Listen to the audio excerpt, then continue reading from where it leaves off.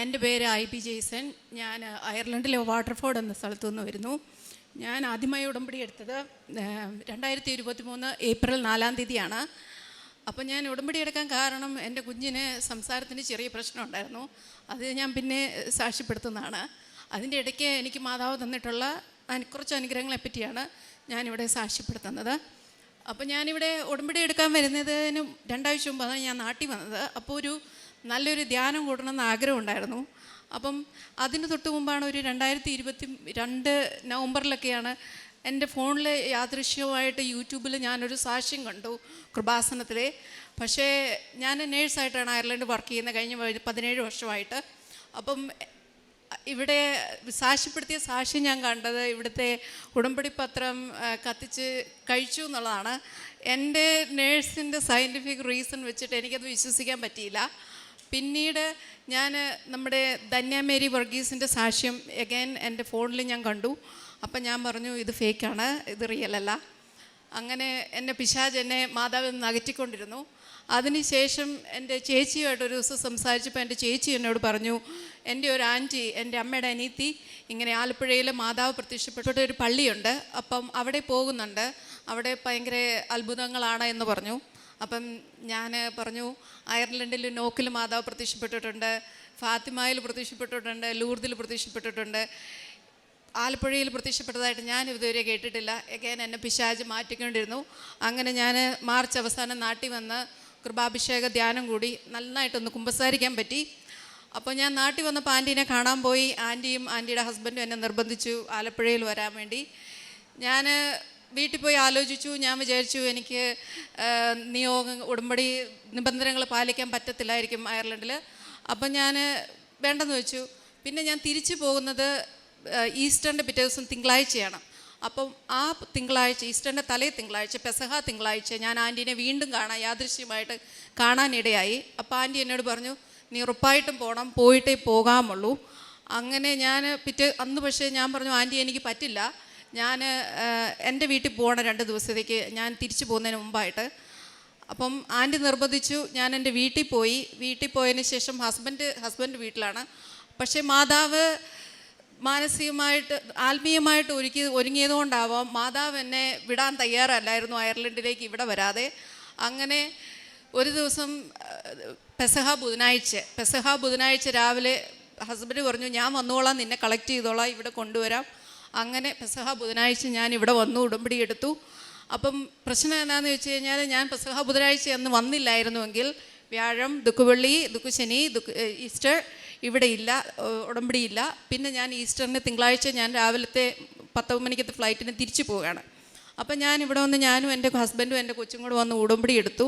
ഉടമ്പടിനെ പറ്റി യാതൊരു ധാരണയും എനിക്കില്ലായിരുന്നു. ഞാൻ ക്ലാസ് കൂടി ഇവിടെ വന്നു. അപ്പം ഞാനിവിടെ വരുമ്പം എനിക്ക് 2 മുട്ടിനും വേദനയുണ്ട്. അപ്പോൾ ഈ 2 മുട്ടിനും വേദന ഒരു 6 മാസമായിട്ടുണ്ട്. ഞാൻ അവിടെ ഡോക്ടറെ കാണിച്ചു. അപ്പോൾ ഡോക്ടർ പറഞ്ഞു, ഇത് ടെൻഡനൈറ്റിസ് ആണ്, പ്രൊലോങ് സ്റ്റാൻഡിങ് കൊണ്ടാണ്. 2 ആഴ്ച അടുപ്പിച്ച് നീ പെയിൻ കില്ലർ കഴിച്ച് കഴിയുമ്പോൾ നിൻ്റെ വേദന പോകും. ഞാൻ പറഞ്ഞു, ഇല്ല, ഞാൻ കഴിക്കില്ല, ഞാനൊരു പാരസെറ്റമോളും പോലും കഴിക്കാത്ത ആളാണ്, ഞാൻ കഴിക്കില്ല. ഞാൻ ആ വേദനയായിട്ട് നടന്നു. ഇവിടെ വന്നു.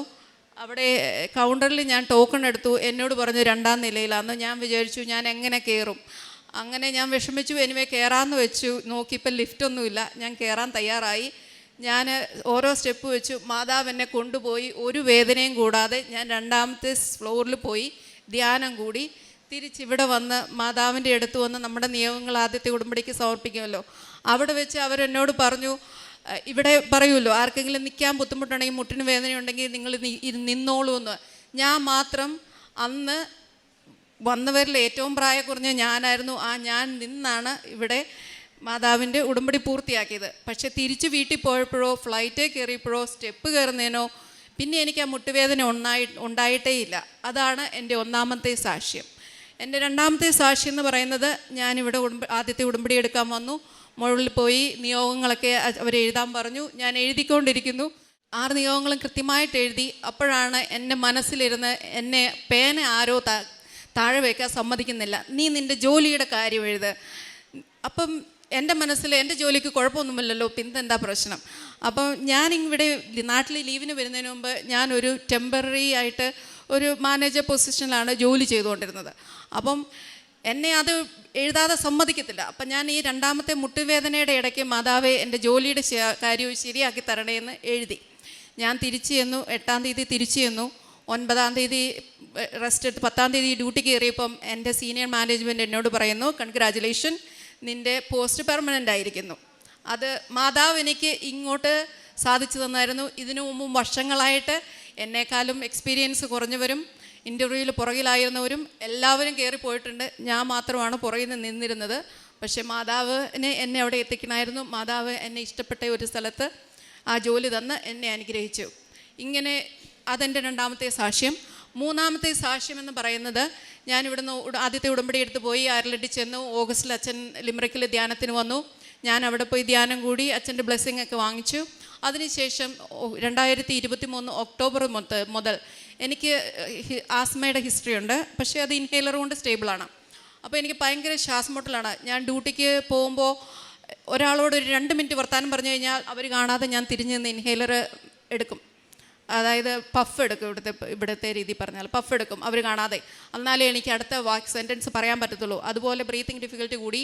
ഞാൻ നേഴ്സായതുകൊണ്ടും എനിക്ക് ഡോക്ടറെ കാണാൻ ഇഷ്ടമില്ലാതിരുന്നതുകൊണ്ടും ഞാനിത് വെച്ച് നീട്ടി എൻ്റേതായ രീതിയിൽ ഞാനത് വേഴ്സാക്കി. അപ്പം രാത്രിയിൽ കിടന്നുറങ്ങുമ്പം നേഴ്സുമാർക്ക് പറഞ്ഞാൽ അറിയാം, എനിക്ക് സ്ട്രൈഡർ വരും. അതായത് നമ്മുടെ എയർവേ ബ്ലോക്കായിട്ട് ശ്വാസം കടന്നുകൊണ്ട് ശ്വാസം എടുക്കാൻ പറ്റത്തില്ല. അപ്പം ഞാൻ പില്ലോ വെച്ച് എണീറ്റിരുന്നിട്ട് ഞാൻ കിടന്നുറങ്ങും. എന്നിട്ട് ഞാൻ രാവിലെ ആയിട്ട് ഡ്യൂട്ടിക്ക് പോകും. ഡ്യൂട്ടിക്ക് കാറ് പാർക്ക് ചെയ്യുന്നിടത്തുനിന്ന് ഒരു 5 മിനിറ്റ് നടന്നു പോകണം വാർഡിലേക്ക്. അപ്പോൾ ആ സമയത്ത് ഞാനൊരു 2 പ്രാവശ്യം ഇൻഹേലർ എടുക്കും. ഇങ്ങനെ ഇത് വേഴ്സായിക്കൊണ്ടിരുന്നു. അവസാനം ഹസ്ബൻഡ് എന്നെ വഴക്ക് പറഞ്ഞു. അങ്ങനെ 10 മാസങ്ങൾക്ക് ശേഷം ഞാനൊരു ഡോക്ടറെ കാണാൻ തീരുമാനിച്ചു. ഞങ്ങളുടെ ഫാമിലി ഡോക്ടറിനെ കണ്ടു. അപ്പോൾ ഡോക്ടറിന് എൻ്റെ ആസ്മയുടെ ഹിസ്റ്ററി അറിയാവുന്നതുകൊണ്ട് എപ്പം ഞാൻ തന്നാലും അതിൻ്റെ തലേവശവും എന്നെ ചെസ്റ്റ് ഇൻഫെക്ഷൻ ആയപ്പോൾ എക്സ്റേ എടുപ്പിച്ചു. എക്സ്റേ ക്ലിയർ ആയിരുന്നു. അപ്പം ഈ വർഷം എന്നോട് പറഞ്ഞു, ഓക്കെ സ്റ്റീറോയിഡ് 2 ആഴ്ചത്തേക്ക് തന്നു, നീ ചെസ്റ്റ് എക്സ്റേ എടുക്കണം എന്ന് പറഞ്ഞു. അപ്പോൾ ഞാൻ വിചാരിച്ചു ഇത് എല്ലാ പ്രാവശ്യത്തെയും പോലെ ഇത് നോർമൽ ചെസ്റ്റ് എക്സ്റേ. ഞാൻ പാട്ടും പാടി പോയി. അവിടെ പോയിരുന്ന് പാട്ടൊക്കെ കേട്ട് യൂട്യൂബിൽ ഇതെല്ലാം കണ്ട് ഞാൻ എക്സ്റേ എടുത്തു. എക്സ്റേ എടുത്ത് ഒരാഴ്ചയ്ക്ക് ശേഷം ഞാനൊരു മീറ്റിങ്ങിലിരിക്കുമ്പോൾ എനിക്ക് എൻ്റെ GPയുടെ അർജൻറ്റ് കോൾ വരുന്നു. അവിടെ അയർലൻഡിൽ ഈ UK അയർലൻഡൊക്കെ ജോലി ചെയ്യുന്നവർക്കറിയാം, പുറത്തുനിന്ന് ഒരു ഡോക്ടർ റിക്വസ്റ്റ് ചെയ്ത് കഴിഞ്ഞാൽ എക്സ്റേ എടുക്കാൻ അറ്റ്ലീസ്റ്റ് ഒരു 2 വീക്സ് കിട്ടും. ഒരു CT കിട്ടണമെങ്കിൽ അറ്റ്ലീസ്റ്റ് നമ്മളൊരു 1 ഇയർ വെയിറ്റ് ചെയ്യണം. പുറത്തുനിന്ന് ഡോക്ടർ നമ്മുടെ ഫാമിലി ഡോക്ടർ റിക്വസ്റ്റ് ചെയ്താൽ. എൻ്റെ കേസിൽ ഈ എക്സ്റേ അവിടുത്തെ എക്സ്റേ എല്ലാ റിസൾട്ടും ടെക്നീഷ്യൻസ് എക്സ്റേ എടുത്തതിന് ശേഷം അവിടുത്തെ റേഡിയോളജി കൺസൾട്ടൻറ്റ് ഇത് കണ്ട് ഇതിൻ്റെ റിപ്പോർട്ട് പ്രിൻ്റ് ചെയ്ത് സൈൻ ചെയ്യുന്നതിന് ശേഷമാണ് അപ്രൂവ് ആകത്തുള്ളൂ. അങ്ങനെ അവർ കണ്ടു, അപ്രൂവ് ചെയ്തു. അവരെൻ്റെ GPനെ വിളിച്ചു പറഞ്ഞു, അവൾക്ക് ഞങ്ങൾ എഴുതിയേക്കുന്നത് I am directly arranging a CT thorax for clarification ആണ് എഴുതിയത്. അതായത് റേഡിയോളജി കൺസൾട്ടൻറ്റ് തന്നെ എനിക്ക് വേണ്ടി നേരിട്ട് അർജൻറ്റായിട്ട് CT thorax ഇത് ചെയ്തു. അപ്പോൾ ഇതെന്നെ എൻ്റെ ഡോക്ടർ വിളിച്ചു പറഞ്ഞു. എനിക്ക് പേടി വന്നു. പക്ഷേ ഞാൻ എന്താ പറയുന്നത്, ഞാനിത് ആരോടും പറഞ്ഞില്ല. ഞാൻ ആരുടെ മുമ്പിൽ ഞാൻ കരഞ്ഞില്ല, ഞാൻ ആരോടൊന്നും പറഞ്ഞില്ല. ഞാൻ മാതാവിൻ്റെ അടുത്ത് പോയി പറഞ്ഞു, അമ്മേ നീ മാത്രമേ ഉള്ളൂ എനിക്ക് എന്ന് പറഞ്ഞു. അപ്പോൾ എൻ്റെ പേടി എന്നാന്ന് ചോദിച്ചു കഴിഞ്ഞാൽ ഞാൻ എങ്ങനെ എൻ്റെ ഹസ്ബൻഡിനോട് പറയും. അപ്പോൾ ഞാൻ വീട്ടിൽ ചെന്നപ്പോൾ ഓൾറെഡി ബൈ പോസ്റ്റിൽ ലെറ്റർ വന്നിട്ടുണ്ടായിരുന്നു. അപ്പം ഹസ്ബൻഡ് ചോദിച്ചു, എല്ലാം പോയല്ലേ, തീർന്നല്ലേ എന്ന് ചോദിച്ചു. അപ്പം ഞാൻ പറഞ്ഞു, ഇല്ല അത് കുഴപ്പമില്ല, അത് ചുമ്മാ ഒരു ക്ലാരിഫിക്കേഷന് വേണ്ടിയിട്ടാണ് എന്ന് നിസ്സാരമാക്കി വിട്ടു. പക്ഷേ ഞാൻ എൻ്റെ പ്രാർത്ഥന ഭയങ്കരമായിട്ട് ഞാൻ കൂട്ടി. മാതാവിനോട് പറഞ്ഞു, മാതാവ് നീ എൻ്റെ കൂടെ വന്നാൽ മാത്രമേ ഇത് കാര്യങ്ങൾ നടക്കത്തുള്ളൂ. എനിക്ക് എൻ്റെ ചെസ്റ്റ് എക്സ്റേയിൽ ഉണ്ടായിരുന്ന ചെസ്റ്റ് എക്സ്റേയിൽ അവരെഴുതിയത് ഞാൻ നിങ്ങളെ വായിച്ച് കേൾപ്പിക്കാം. അവരെഴുതിയിരുന്നത്, nodular opacity overlying the posterior left fifth rib likely represents composite shadow of vascular structures എന്ന് പറഞ്ഞു കഴിഞ്ഞാൽ എൻ്റെ ഇടത് സൈഡിലുള്ള 5ാമത്തെ വാരിയെല്ലിന് മുകളിലായിട്ട് നോഡ്യൂൾസ് ഉണ്ട്. അതായത് ചെറിയ ചെറിയ മുഴകളുണ്ട്. അതുപോലെ നമ്മുടെ ഈ പൾമോണറി ആർട്ടറി ഇങ്ങനെയുള്ള ഈ വെയിൻസ് ഒക്കെ ഉണ്ടല്ലോ, ഇതെന്തോ മുഴകൾ കാരണം ഇതിങ്ങനെ ചുരുങ്ങുവാണ്. അപ്പം അതിന് വേണ്ടിയിട്ടാണ് അവരെന്നെ പക്ഷേ അവർ ക്ലിയർലി പറയുന്നുണ്ട്, but that was in evident in 2022 chest X-ray ഇരുന്നപ്പം ഒന്നുമില്ലായിരുന്നു. അതുകൊണ്ട് അവരെന്നെ അർജൻറ്റായിട്ട് CT thorax വിളിച്ചു. ഞാൻ CT thoraxന് പോയി ഞാൻ ഡ്രൈവ് ചെയ്ത് പോയി. ഞാൻ പോകുന്നതിന് മുമ്പായിട്ട് ഞാൻ ചെയ്ത കാര്യങ്ങൾ, ഞാൻ എല്ലാ ദിവസവും രാത്രി കിടക്കുന്നതിന് മുമ്പ് എൻ്റെ ചങ്കിൽ എൻ്റെ ചെസ്റ്റിൽ ഞാൻ ഉടമ്പടി തൈലം പിടിച്ച് പ്രാർത്ഥിക്കും. എൻ്റെ പ്രാർത്ഥന എനിക്ക് പറ്റുന്നപ്പോഴൊക്കെ എപ്പോൾ ബ്രേക്ക് കിട്ടിയാലും ഞാൻ മാതാവിനോട് പറയും. ഞാൻ വേറെ ആരോടും പറഞ്ഞില്ല. അതിനുശേഷം ഞാൻ എൻ്റെ തൊണ്ടയിലും ചെസ്റ്റിലും എല്ലാം തൈലം പൂശി പ്രാർത്ഥിക്കും. ഞാൻ എൻ്റെ ഉടമ്പടി ഓൺലൈനായിട്ട് റിന്യൂ ചെയ്തു. ഈ റിക്വസ്റ്റ് ഞാൻ ഇട്ടു, light A candle prayer request ഇട്ടു. അതിനുശേഷം ഞാൻ മാതാവിനോട് പറഞ്ഞു, മാതാവേ ഞാൻ വന്ന് സാക്ഷ്യം പറഞ്ഞോളാം.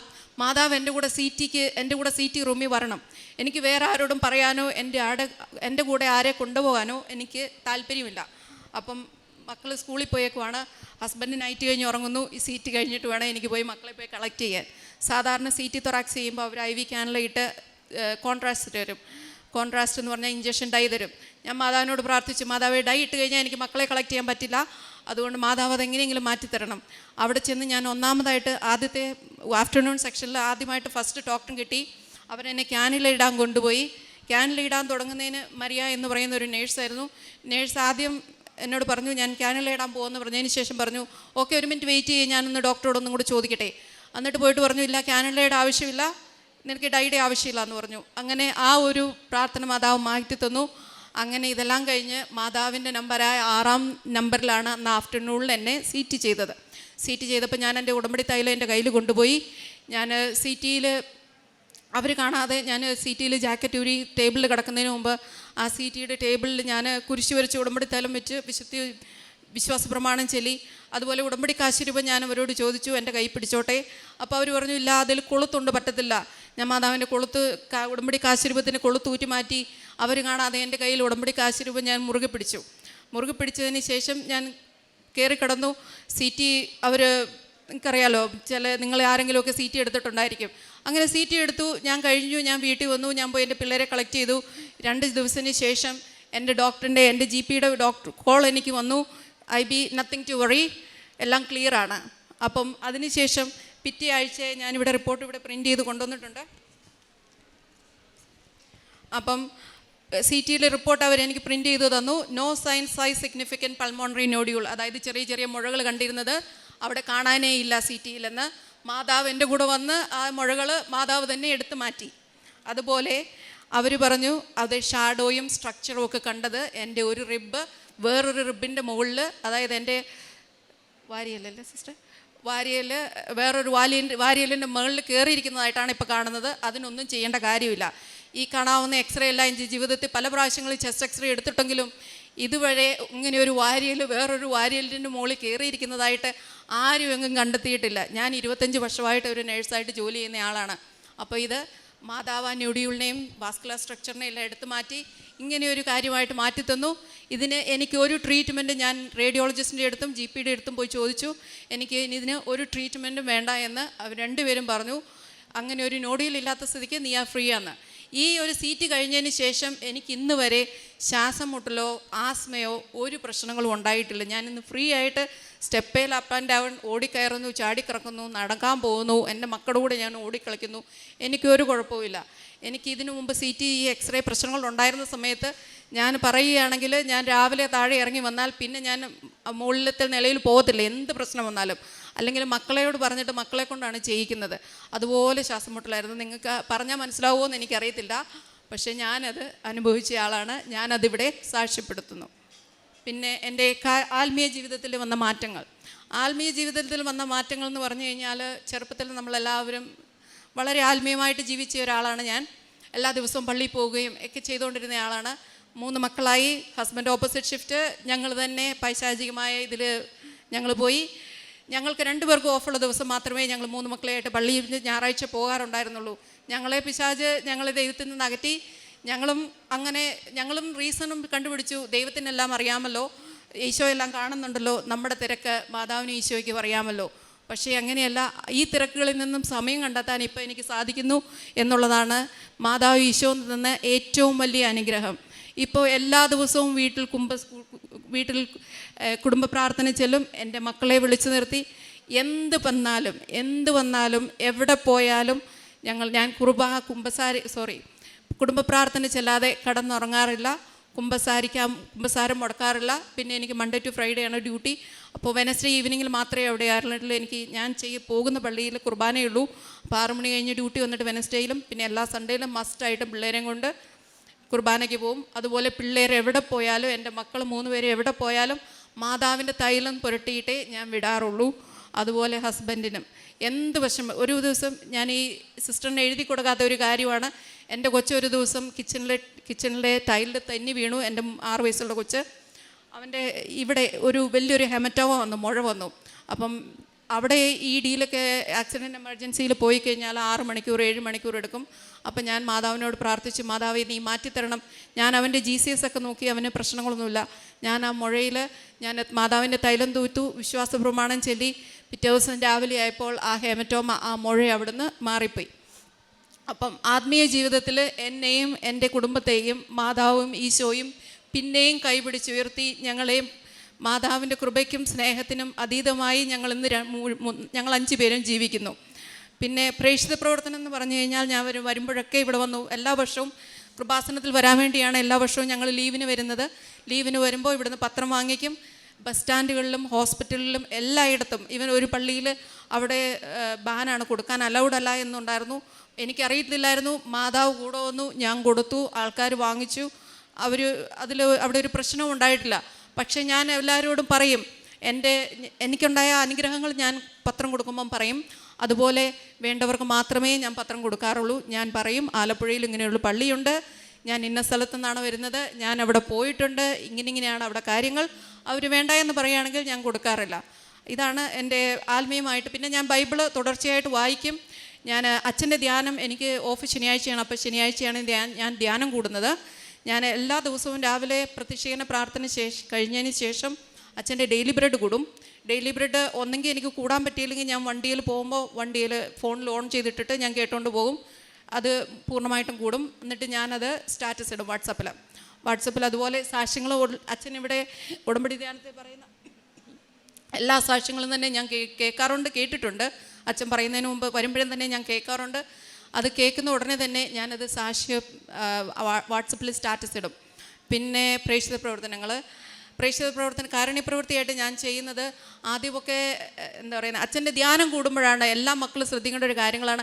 അച്ഛൻ്റെ ധ്യാനത്തിൽ നിന്നും ഇവിടുത്തെ സാക്ഷ്യത്തിൽ നിന്നുമാണ് ഉടമ്പടി എങ്ങനെ നന്നായിട്ട് കൊണ്ടുപോകാം, ആത്മീയമായി എങ്ങനെ നമുക്ക് മെച്ചപ്പെടാമെന്നൊക്കെ പഠിക്കുന്നത് അച്ഛൻ്റെ ധ്യാനത്തിൽ നിന്നും ഇവിടുത്തെ ഉടമ്പടി സാക്ഷ്യങ്ങളിൽ നിന്നുമാണ് എനിക്ക് മനസ്സിലാക്കാൻ പറ്റിയത്. അപ്പോൾ ആരും അത് മിസ്സാക്കരുത്, എല്ലാവരും കാണണം, എന്നെപ്പോലെ വിശ്വസിക്കാതെ പോകരുത്. പിന്നെ കാരുണ്യപ്രവൃത്തിയായിട്ട് ആദ്യമൊക്കെ എനിക്ക് പറ്റാവുന്ന ആൾക്കാർക്ക് ഞാൻ പൈസ കൊടുക്കുമായിരുന്നു. അങ്ങനെ ഞാൻ എന്നൊക്കെ കാരുണ്യപ്രവൃത്തി ചെയ്തിട്ടുണ്ടോ അന്നൊക്കെ എൻ്റെ ജീവിതത്തിൽ നടക്കാത്ത ഓരോ കാര്യങ്ങളും നടന്നിട്ടുണ്ട്. അതിനുശേഷം ഞാൻ മെൻ്റലി ഡിസേബിൾഡ് ആയിട്ടുള്ള പിള്ളേരുടെ അവിടെ എല്ലാ മാസവും ഫുഡ് കഴിക്കാനായിട്ട് പൈസ കൊടുക്കും ഒരു പ്രാവശ്യം. അത് പക്ഷേ ഞാൻ പൈസ കൊടുക്കുകയോ ചെയ്യാറുള്ളൂ, എൻ്റേതായ ഒരു എഫർട്ടും അവിടെ ഇല്ലായിരുന്നു. എൻ്റെ ആൻറ്റിയും ഹസ്ബൻഡും അവിടെ കൊടുത്തുകൊണ്ടിരുന്നത്. അവർക്ക് ക്രിസ്മസിന് ഉടുപ്പ് വാങ്ങിച്ചു കൊടുക്കും. അപ്പോൾ ഞാൻ വിചാരിച്ചു, ഇവിടുത്തെ സാക്ഷ്യങ്ങളിൽ നിന്ന് എനിക്ക് മനസ്സിലായി UK ഇങ്ങനെ ഫുഡ് ബാങ്കിൽ ഫുഡ് കൊടുക്കാൻ പറ്റും. അങ്ങനെ ഞാൻ ഗൂഗിൾ ചെയ്തു, ഫൈൻഡ് ഔട്ട് ചെയ്തു, കടയിൽ പോയി ചോദിച്ചു. അങ്ങനെ അവിടുത്തെ എല്ലാ മാസവും ഒരാൾക്ക് 1 മാസത്തേക്ക് ജീവിക്കാനുള്ള ഫുഡ് ഞാൻ അവിടെ ഫുഡ് ബാങ്കിൽ പോയി വാങ്ങിച്ച് ഞാൻ അവിടെ കൊടുക്കും. ഇതൊക്കെയാണ് എൻ്റെ കാരുണ്യ പ്രവൃത്തികൾ.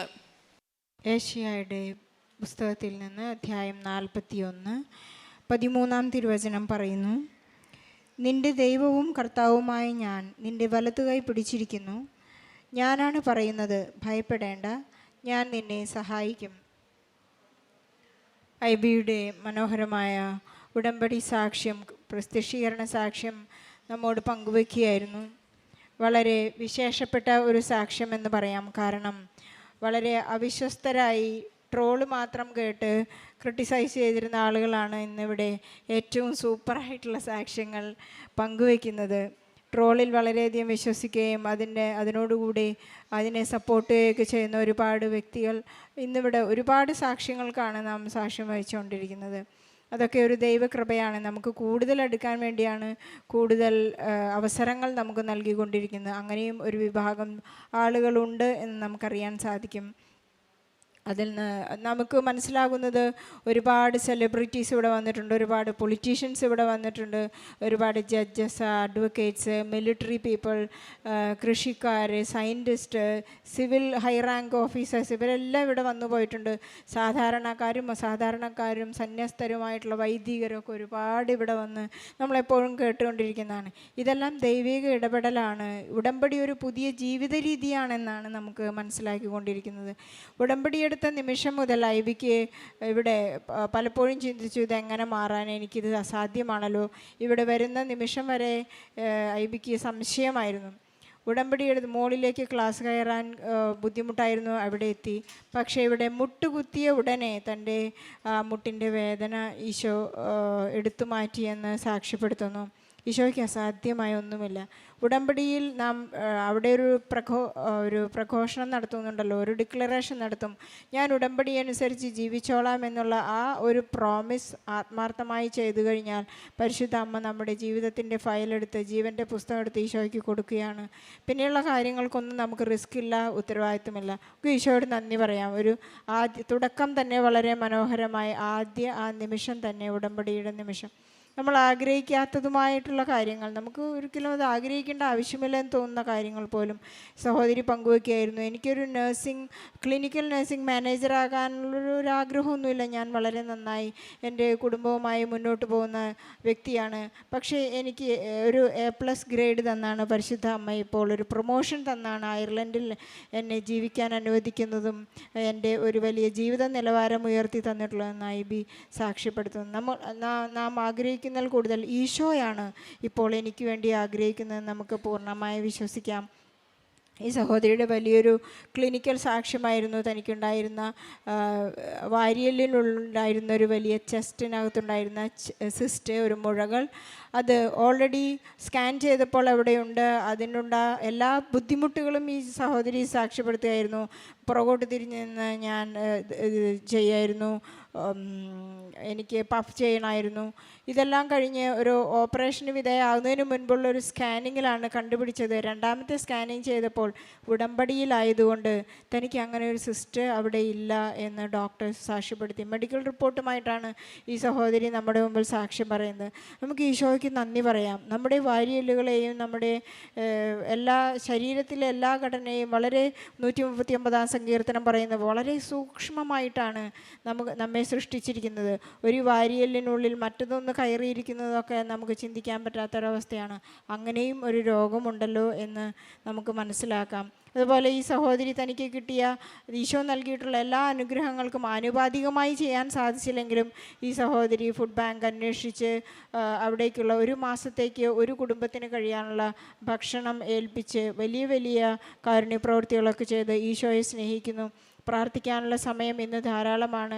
എൻ്റെ സമയങ്ങളെല്ലാം പ്രാർത്ഥനയ്ക്കുള്ളതാണ്. ഈശോയാണ് എൻ്റെ കൂടെ. പരിശുദ്ധ അമ്മയും ഈശോയും ഇല്ലാതെ, സ്വർഗമില്ലാതെ എനിക്ക് ജീവിക്കാൻ പറ്റില്ല എന്ന വലിയ ജീവിത സാക്ഷ്യമാണ് ഇപ്പോൾ ഉള്ളത്. നമുക്ക് ഈശോയ്ക്കും പരിശുദ്ധ അമ്മയ്ക്കും വലിയൊരു കയ്യടി നൽകി ഈശോയ്ക്ക് സാക്ഷ്യം നമുക്ക് സമർപ്പിക്കാം. അത്യപൂർവ ദൈവാനുഭവങ്ങൾ ഇനി നിങ്ങൾക്കും സ്വന്തം.